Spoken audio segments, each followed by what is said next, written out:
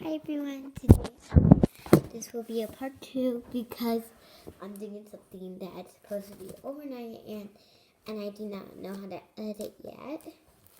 And you guys can comment down below if you can how to edit, and I'll be more than pleasure to see how to do it, and maybe it'll work for me. Alright, so today we are going to be, tonight we're, because it's like 10:03 right now, actually. No, it's 10:04. And since I made this, what I got here is slime, pink slime, very mushy, okay, and I got my slime container, and I got the cap.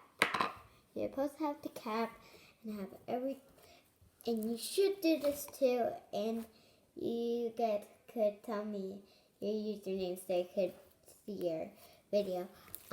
So I have this slime, and then I will put this in there, and then tomorrow I make another video so we can't see how the slime goes. So you could check on it in the morning, and then you can watch the video. So maybe I'll make the video maybe at 8:30, because I usually wake up at 8, or I don't know. Okay, so you take your slime, and then you put it in,